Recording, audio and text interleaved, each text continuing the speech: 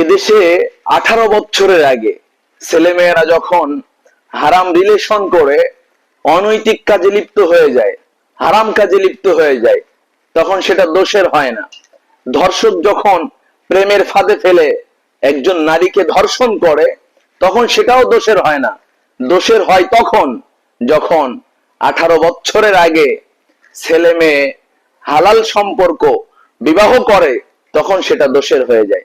আসলে এদেশে ততদিন পর্যন্ত শান্তি আসবে না যতক্ষণ না পর্যন্ত এদেশ ইসলাম অনুযায়ী না চলবে, কোরআন সুন্নাহর আলোকে যতদিন পর্যন্ত এ দেশটা পরিচালিত না হবে, ততদিন পর্যন্ত এ দেশে শান্তি আসবে না।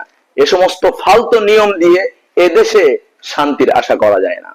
এদেশে 18 বছরের আগে ছেলেমেয়েরা যখন হারাম রিলেশন করে অনৈতিক কাজে লিপ্ত হয়ে যায়, হারাম কাজে লিপ্ত হয়ে যায়, তখন সেটা দোষের হয় না।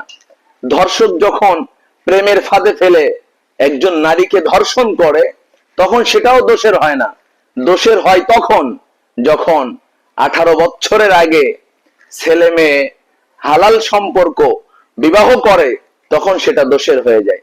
আসলে এদেশে ততদিন পর্যন্ত শান্তি আসবে না যতক্ষণ না পর্যন্ত এদেশ ইসলাম অনুযায়ী না চলবে, কোরআন সুন্নাহর আলোকে যতদিন পর্যন্ত এ দেশটা পরিচালিত না হবে, ততদিন পর্যন্ত এ দেশে শান্তি আসবে না।